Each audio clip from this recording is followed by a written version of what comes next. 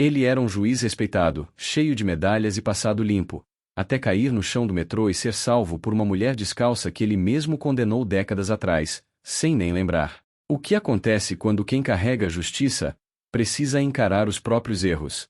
Era uma manhã abafada na estação Sé, e ninguém parecia notar a mulher que girava sozinha ao som de uma melodia que só ela escutava. Os fones estavam quebrados, os pés descalços no concreto sujo, mas havia leveza em cada movimento, como se dançar fosse a única forma que restava de existir. O que ninguém sabia é que ela estava prestes a salvar a vida do homem que, anos atrás, arruinou a dela com um simples carimbo. Quantas vezes você já passou por alguém invisível sem imaginar o que aquela pessoa carrega nas costas? E quantas decisões que tomamos sem pensar podem mudar a vida de alguém para sempre? A verdade é que a vida tem uma forma curiosa de dar voltas, e quando o passado decide cobrar, ele não bate a porta, ele simplesmente aparece onde menos se espera. Como naquele dia, quando o juiz Alberto caiu no chão, diante de centenas de olhares indiferentes, e foi amparado justamente por quem o sistema ensinou a ignorar. Ela ouviu antes de cair. Estava dançando entre as colunas do metrô quando notou o velho de terno tropeçar. O corpo dele desabou como se os ossos já tivessem cansado de carregar tanta autoridade. Ninguém correu. Ninguém parou. Só ela. Agachou-se ao lado dele, ergueu sua cabeça e apoiou nos joelhos finos. O calor da testa dele queimava. Ela molhou um lenço com água de uma garrafa esquecida no canto da plataforma e passou no rosto dele, com a delicadeza de quem conhece o que é ser tratado com brutalidade. Fica comigo, ela murmurou, com um sotaque leve que o vento quase apagava. Quando os paramédicos chegaram, empurrando a multidão e chamando por espaço, ela já tinha sumido. Mas deixou algo no bolso do paletó dele, um pedaço de papel dobrado com uma frase escrita à mão.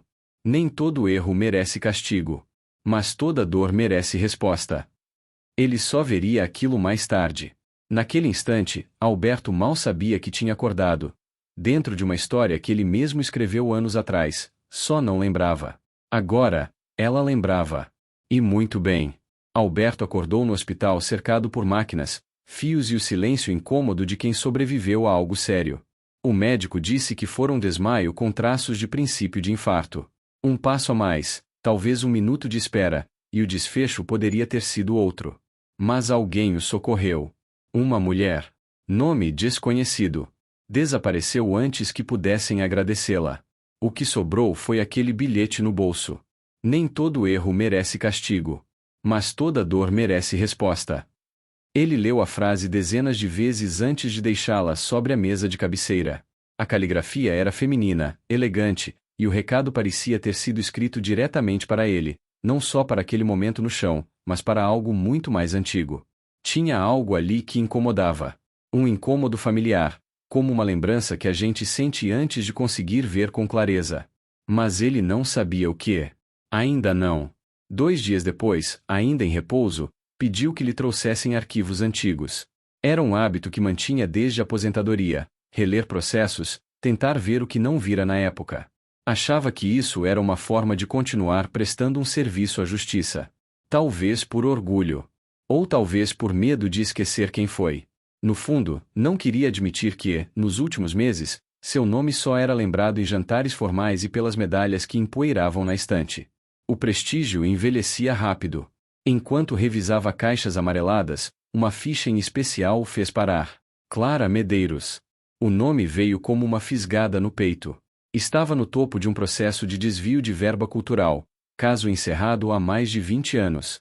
Mas não foi o conteúdo que chamou sua atenção. Foi o retrato 3x4 anexado à ficha, uma jovem de olhos intensos, rosto afilado e uma expressão que misturava orgulho e temor. A mesma expressão que ele vira, por segundos, no rosto da mulher que o socorreu na estação. As mãos de Alberto começaram a tremer. O relatório o acusava de ter assinado a sentença com base em provas frágeis. Na época, ele não hesitou. As contas não batiam, o dinheiro havia sumido, e Clara, coordenadora de um programa de bolsas artísticas, fora apontada como responsável. Tudo parecia óbvio. E ele assinou. Frio. Rápido. Técnico. Como fazia com todos os outros. Mas havia uma página no processo que ele não lembrava de ter lido, ou talvez tenha lido e ignorado. Um depoimento de um aluno da época dizendo que Clara usava o próprio dinheiro para comprar sapatilhas para os alunos mais pobres. que era a única que ficava até tarde limpando o chão do teatro, que chorou no dia em que foi afastada. Ele fechou a pasta. A memória começou a costurar pedaços soltos com uma agulha de culpa. A mulher que o salvara podia, sim, ser Clara. O tempo tinha mudado seu rosto, a rua tinha endurecido seus traços, mas havia algo ali, no jeito de olhar, na firmeza dos gestos. Era ela. E agora ele sabia. Sabia também que não tinha como desfazer o que foi feito. Naquela mesma noite, saiu do hospital sem avisar ninguém. Pediu para o motorista deixá-lo próximo à Sé. Andou sozinho por entre barracas improvisadas, músicos de rua e prédios históricos descascando memórias. Estava procurando algo que não sabia como pedir. Parou diante de uma banca de livros usados. Havia desenhos rabiscados num canto, colados com fita adesiva. Um deles mostrava uma bailarina. O traço era delicado, mas a figura estava com os pés rachados, sangrando. E ainda assim, dançava. Perguntou ao vendedor quem tinha deixado aquele desenho ali.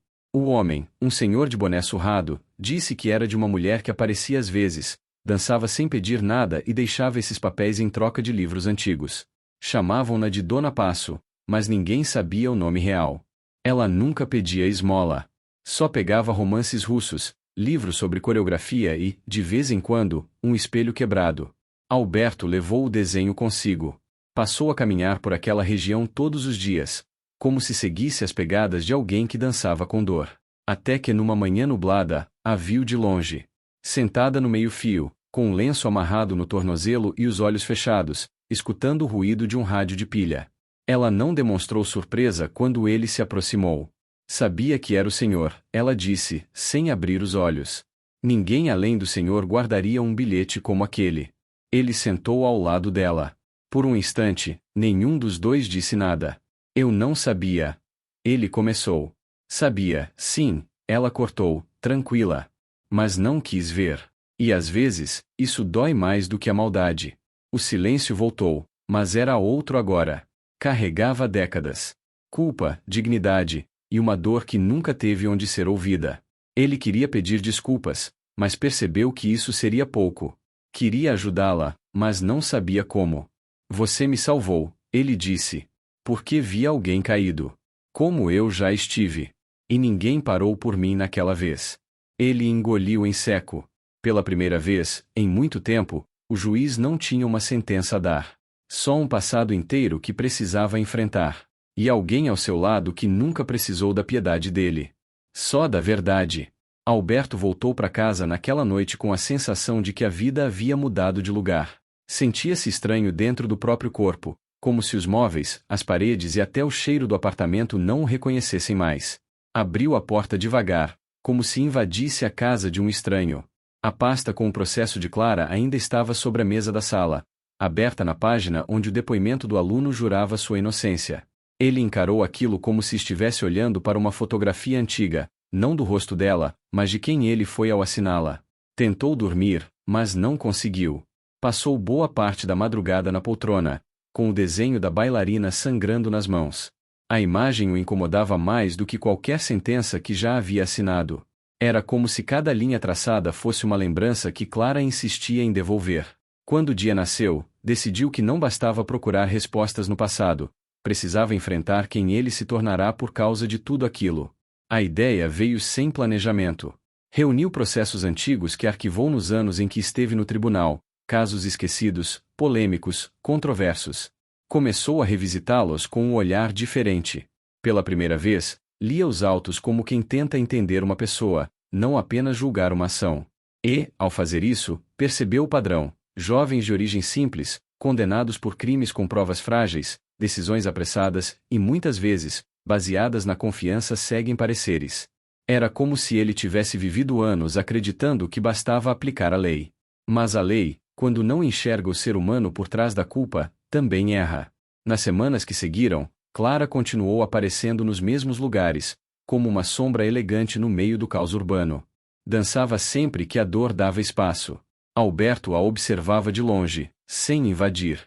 Levava cafés, deixava livros, mas respeitava o silêncio dela.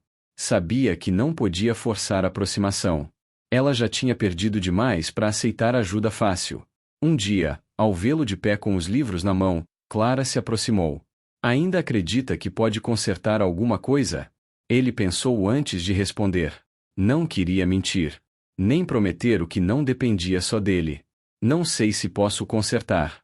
Mas talvez eu possa impedir que continue acontecendo. Ela olhou com a cabeça ligeiramente inclinada, como quem analisa uma dança fora de ritmo. Depois estendeu a mão e pegou um dos livros. Justiça sem memória é só repetição disfarçada, disse, virando as costas. Foi nesse dia que Alberto resolveu procurar uma antiga colega, Vera, promotora aposentada como ele, mas com boas conexões e uma mente afiada como navalha. Mostrou a ela os documentos, o caso de Clara, e as novas descobertas nos outros processos. Vera ficou em silêncio por um tempo, lendo cada página como quem desarma uma bomba. Depois levantou os olhos e disse: Isso aqui, se sair, não vai arranhar só seu nome. Vai abalar muita gente. Inclusive gente que hoje sorri para você em eventos. Você tá pronto para isso? Alberto não respondeu de imediato. Pensou na medalha de honra que ainda brilhava na estante. Pensou na Clara sentada no meio-fio, esfregando os pés feridos como quem se recusa a parar. Pensou na sentença que assinou como se fosse apenas mais uma entre tantas. Já tá tudo arranhado por dentro, Vera.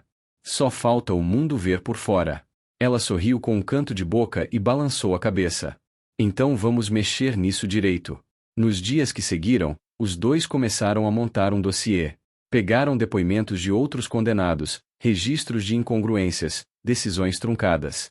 Clara, aos poucos, começou a colaborar. Trazia papéis antigos, cartas guardadas, fotos de quando era professora de balé em um projeto social para meninas da periferia. Uma delas, com 12 anos na época, tinha escrito à mão: A professora Clara me ensinou a sonhar sem medo. Alberto segurou aquele bilhete como se tivesse 30 quilos. À medida que as peças se encaixavam, ele sentia o peso crescer. Não era só o caso dela. Era a estrutura inteira. Ele não fora o único juiz a decidir com pressa, mas isso não o eximia. Era como se a toga que vestira por décadas agora o sufocasse. Numa tarde qualquer, Clara apareceu no apartamento dele pela primeira vez. Sentou no sofá com as pernas cruzadas e o olhar firme. Não perguntou nada. Só ficou em silêncio, observando os recortes espalhados pela mesa. Você lembra do dia em que me condenou? Ela perguntou, de repente. Ele respirou fundo. Lembro da pasta. Da papelada. Mas não de você, Clara. E é isso que mais me dói. Ela assentiu devagar. Porque, no fim, eu nunca fui um nome para você. Só um número. Só uma estatística. Eu não quero que você me salve agora. Só quero que lembre. Para nunca mais fazer igual com ninguém. Alberto abaixou a cabeça.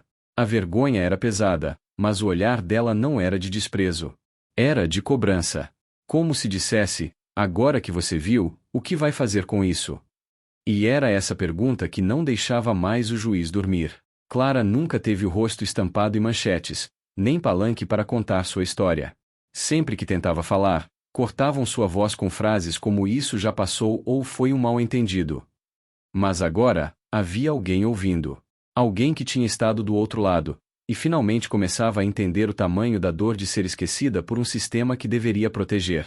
Alberto, desde o encontro no apartamento, passou a andar mais curvado, não por idade, mas por peso moral. O que antes era orgulho em segurar pastas e processos, agora era o peso das histórias que ele deixou escapar pelos dedos. As lembranças que ele não teve. Os rostos que ele não viu. Clara não exigiu punição. Nunca falou em vingança. Não pediu retratação pública, nem indenização. O que ela queria era simples: que o erro fosse admitido, que seu nome fosse limpo, que outras pessoas, como ela, não fossem esquecidas de novo. Era justiça. E nada mais. Eu não preciso ver seu arrependimento nos jornais, Alberto. Preciso vê-lo se mover. Ela disse, uma noite, enquanto caminhavam pelo centro velho da cidade. A rua estava úmida e vazia. Clara usava um casaco emprestado, os cabelos presos, os passos curtos por causa do tornozelo machucado. Ainda assim, ela mantinha o que sempre teve de mais firme, o olhar. Então me diz o que fazer. Ele pediu, quase num sussurro. Ela parou. Encarou as vitrines apagadas de uma loja de roupas fechada há anos. Você ainda tem portas abertas que eu jamais terei. Use isso. Reabra o processo. Oficialize. Mostre aos que ainda estão lá dentro que há algo errado. Que dá para corrigir. E que não é fraqueza admitir isso. É escolha. Na semana seguinte, Alberto marcou uma reunião com 3 nomes fortes da antiga corregedoria. Chegou com os documentos em mãos, gravações de entrevistas com ex-colegas de Clara, e o dossiê que ele e Vera haviam montado. Durante anos, ele foi recebido nesses gabinetes com tapinhas nas costas. Agora, encontrou portas entreabertas, sorrisos tensos e olhares cautelosos. Está mesmo disposto a isso? Perguntou um dos juízes mais antigos, cruzando os braços. Vai expor um erro seu? O erro já existe. O que está faltando é coragem para dizer isso em voz alta. Apresentou o caso de Clara com todos os detalhes, as inconsistências, os pontos ignorados na época, e como o processo seguiu mesmo após a principal testemunha ter mudado de versão. Mostrou também que havia outros casos semelhantes, com padrões parecidos. A sala, silenciosa, pesava mais do que qualquer câmara de julgamento. Do outro lado da cidade, Clara esperava na praça onde costumava dar aulas de balé para as crianças, décadas atrás. O chão ainda tinha marcas de tinta desbotada. Ela se sentou num dos bancos e colocou os pés descalços sobre a grama. Ao lado dela, uma menina com traje simples tentava imitar movimentos de dança com os braços. Clara sorriu e, sem dizer uma palavra, começou a ensiná-la com gestos suaves. A menina sorria sem saber a história da mulher ao seu lado, e talvez fosse melhor assim. À noite, quando Alberto voltou, carregava no bolso um papel assinado. A reabertura do caso havia sido aceita. Não seria fácil, nem rápido. Mas era oficial. Ele entrou no apartamento e colocou o documento sobre a mesa. Agora é com você, disse, puxando uma cadeira. Clara leu, com calma. Depois levantou os olhos para ele. Não estou fazendo isso só por mim, Alberto. Ele assentiu. Eu sei. Você está fazendo isso por todos que nunca tiveram a chance de tentar. No dia seguinte, os dois compareceram juntos à audiência preliminar. Clara entrou no prédio com passos firmes, apesar do cansaço visível. O segurança da entrada a olhou de cima a baixo, como quem estranha a presença de alguém que não se encaixa ali. Mas ao ver Alberto ao lado dela, calado e respeitoso, abriu passagem sem dizer nada. Na sala, poucos rostos conhecidos. Mas os que a reconheceram pareciam envergonhados. Alguns desviavam o olhar. Outros fingiam não ver. Clara sentou-se à frente, as mãos cruzadas no colo, e esperou seu nome ser chamado. Quando a juíza iniciou o procedimento, houve um pequeno ruído de surpresa. Clara não era mais ré, era requerente de revisão. Seu nome agora não estava mais vinculado a um crime. Estava vinculado à busca por verdade. Do lado de fora, Vera aguardava com uma pasta no colo e um sorriso discreto. Sabia que aquilo ainda era o começo. Mas também sabia que, para alguém como Clara, só o fato de estar sentada ali de novo, não como acusada, mas como mulher inteira, já era o primeiro passo para um futuro que um dia tentaram roubar dela. E ao sair dali, Clara não sorriu de orgulho. Sorriu de paz. Porque a justiça, aquela que por tanto tempo esteve muda, finalmente começava a sussurrar o nome certo. O prédio onde tudo aconteceu há mais de 20 anos estava mais velho, mas ainda imponente. Salas revestidas em mármore, corredores amplos e o mesmo cheiro gelado de silêncio institucional. Clara atravessou aqueles corredores como quem pisa num palco onde foi vaiado uma vez, mas agora, era ela quem comandava o ritmo. A juíza leu o parecer com voz firme. Ao lado dela, Alberto ouvia em silêncio, tenso. Havia nas mãos de Clara uma cópia do antigo processo, agora com páginas carimbadas como revisado e inconclusivo por falta de provas materiais consistentes. No final da leitura, o novo parecer foi assinado, declarando nulidade parcial do julgamento de 1998. Clara não era mais acusada, nem envolvida. Era oficialmente inocente. Alberto sentiu o ar faltar por um instante. A decisão não apagava o que aconteceu, mas deixava claro que, desta vez, alguém foi ouvido. Clara permaneceu com os olhos fixos na juíza até o último ponto final. E quando tudo terminou, ela agradeceu, não com palavras, mas com um leve aceno de cabeça. Sem espetáculo. Sem alarde. Ela sabia que o verdadeiro fim não se dá num carimbo, mas no que se faz depois dele. Na saída do tribunal, Clara pediu um minuto a sós. Andou até a calçada da frente, retirou o sapato simples e colocou os pés diretamente no chão. Aquele asfalto havia sido seu palco silencioso por anos. Ali, ela respirou fundo e começou a se mover. Os braços se abriram, os quadris giraram. Era uma dança curta, feita sem plateia, sem música, sem pressa. Cada passo carregava um pedaço do que ela perdeu, e do que decidiu não abandonar. Quem passava não entendia. Mas para ela, aquele momento era liberdade. Alberto a observava de longe. Havia algo de profundamente belo naquela entrega. Ela dançava como quem desfazia o peso de décadas em apenas alguns segundos. Na semana seguinte, uma pequena sala foi alugada num antigo prédio na Vila Mariana. Clara não quis algo grande, nem luxuoso. Queria apenas um espaço onde meninas e mulheres pudessem se mover sem medo. Chamou o lugar de Estúdio Clara Movimento. O nome não era vaidade. Era permanência. Um lembrete de que ela não foi apagada. Nem desapareceu. Com o apoio de Vera e de algumas ONGs que se aproximaram depois da repercussão do caso, o estúdio começou a receber doações, voluntárias e alunos. Nada ali era cobrado. Cada uma dava o que podia. Algumas, só tempo. Outras, atenção. E isso bastava. Alberto começou a visitar o espaço com frequência. Levava jornais, ajudava com registros legais, e às vezes só sentava nos fundos da sala para ver as aulas. Nunca interferia. Apenas observava. A vergonha de tudo o que deixou passar ainda estava lá. Mas agora, misturada com outra coisa, esperança. Clara e ele começaram a conversar mais. Sobre a vida. Sobre arte. Sobre política. Sobre o medo que se instala quando a gente acha que é tarde demais para mudar. Aos poucos, foram criando uma convivência estranha e delicada, feita de pausas, silêncios e pequenas reconstruções. Você já me perdoou, Clara? Ele perguntou, certa tarde, enquanto colocavam livros numa estante improvisada. Ela ficou em silêncio por um instante. Depois, pegou um dos livros, abriu na contracapa e mostrou algo que havia escrito à mão. Perdão não é esquecer. É decidir continuar caminhando ao lado, mesmo depois de tudo. Ele leu, fechou o livro devagar, e assentiu com os olhos marejados.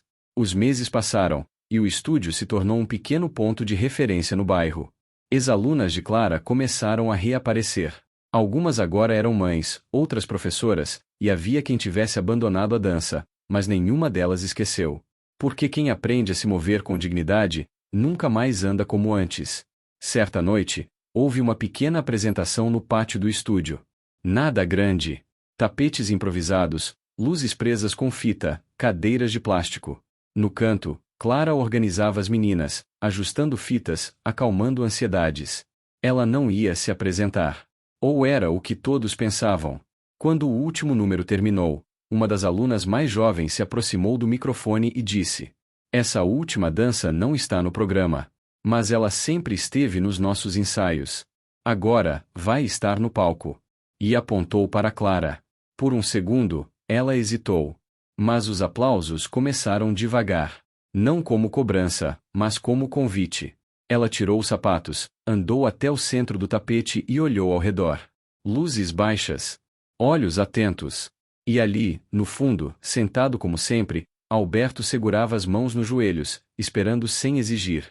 Clara fechou os olhos. E dançou. A música era leve, mas os movimentos vinham pesados de emoção. Cada giro, cada impulso, cada parada parecia dizer o que ela nunca conseguiu colocar em palavras. Era como se seus pés contassem tudo o que viveu. E no último gesto, quando estendeu os braços e parou de frente para a plateia, o silêncio foi absoluto. Por segundos, ninguém teve coragem de aplaudir. Porque ninguém queria interromper aquilo. E então, um único aplauso. O de Alberto. Depois outro. E outro. E quando o pátio inteiro se encheu de palmas, Clara sorriu. Não de vitória, mas de paz. Naquela noite, não foi só uma bailarina que dançou. Foi uma história que encontrou seu novo começo. E você, já teve que consertar algo que fez no passado? Ou já foi salvo por alguém que ninguém parecia enxergar? Conta aqui nos comentários. Quero muito saber sua opinião. E se essa história te tocou de alguma forma, se inscreve no canal A Vida Conta, deixa seu like e compartilha com alguém que precisa lembrar que nunca é tarde para recomeçar.